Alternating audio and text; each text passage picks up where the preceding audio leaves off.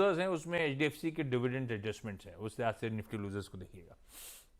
आज हम लोग को दिखाई जो जुड़ चुके हैं, पुणे जाना है, पलवल हरियाणा जाना है और हैदराबाद तेलंगाना जाना है। सब आपको जुड़ते हुए आपकी स्क्रीन पे नजर आएंगे। शुरुआत कर रहा हूं पुणे से, प्राची धांडे आपको स्क्रीन पे नजर आएंगी। प्राची मैम नमस्ते, good afternoon. Doctor Prachi ma'am क्या करते हो आप और कितना समय हो गया शेयर बाजार से जुड़े हुए? सर, मैं तो होम मेकर हूँ। हाँ, लेकिन 2007-8 से जुड़ी हुई हूँ। लेकिन एक्टिव ट्रेडिंग अभी 1-1.5 साल से शुरू की है सर। एक्टिव ट्रेडिंग मतलब अब खरीद फरोख्त दिन भर चलती रहती है क्या? हाँ, दिन भर चलती रहती है सर। अरे वाह, एंगेज रहते हो सुबह मतलब पूरे टाइम। 9-9 बजे की शुरू हो जाता है सर। तो आप सैटरडे संडे को स्टॉक मार्केट मिस करते हो या नहीं? हाँ सर, मिस करती हूँ, बहुत मिस करती हूँ। हाँ, तो एक्टिव ट्रेडर हो गए आप। ये कहाँ रहते हो पुणे में आप? सर, पुणे में कोथरूड एरिया है, वहां पे रहते हैं सर। आस्था घर से दूर हो तो मैं तो बोलता सारी क्वेरी सॉल्व करने वहां जा सकते हो आप। चलिए, प्राची मैम पहला सवाल कौन सा? सर, मैंने एक पहले सीएसबी बैंक के 200 शेयर्स लिए थे और रिजल्ट के पहले और थोड़े ऐड करके मैंने 300 शेयर्स मेरे हो गए सीएसबी बैंक के। 295 के रेट पे है।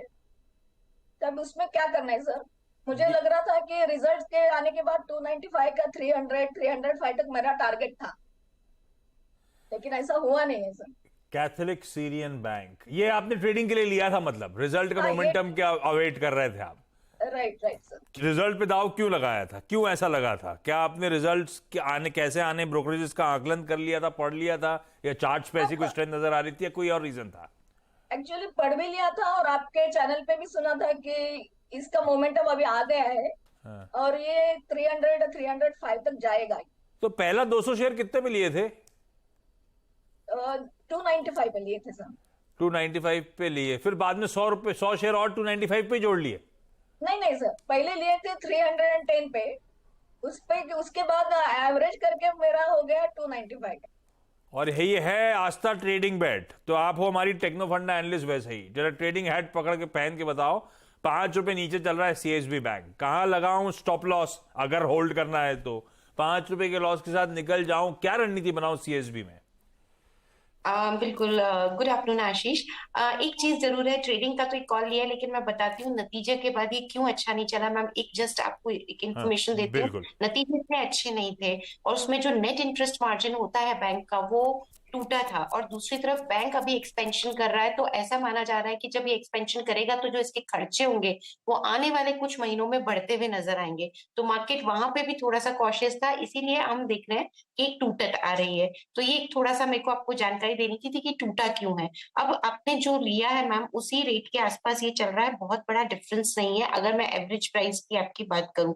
देखिए चार्ट्स पे जो यहाँ पे दिख रहा है वो अभी एक साइडवेज ट्रेंड दिख रहा है, यानी कि एक दायरे में कारोबार करेगा, क्योंकि नतीजे बहुत अच्छे नहीं आए। अच्छे आते तो ये दायरा तोड़ के ऊपर की तरफ जाता था, लेकिन अभी मार्केट इस चीज को समझ रहा है कि आने वाले कुछ टाइम तक हो सकता है कि रिजल्ट्स इतने अच्छे नहीं रहे, तो एक दायरे में अटक गया है। वो दायरा है 270 नीचे में और ऊपर में 300 का लेवल पार करना बहुत जरूरी है अगर इसको तेजी में वापस लौटना है। मेरे हिसाब से आप बने रहिए मैम। स्टॉप लॉस आप लगाएंगे 270 के आसपास का, आने वाले कुछ दिनों में इसी में घूमता रहेगा, आप बने रहिए। और लॉन्ग टर्म की अगर होल्डिंग है तो भी मैं बने रहने की ही सलाह दूंगी, क्योंकि हो सकता है आने वाले कुछ महीने थोड़ा सा खर्चों की वजह से नतीजे अच्छे नहीं आए, लेकिन लॉन्ग टर्म व्यू यानी कि 6 महीने के ऊपर का व्यू अच्छा है। तो अब अगर आप ये ट्रेडिंग बेट को लॉन्ग टर्म में कन्वर्ट कर लेंगे तो ठीक रहेगा। और मेरे हिसाब से अभी भी बने रहिए 270 के स्टॉप लॉस के साथ।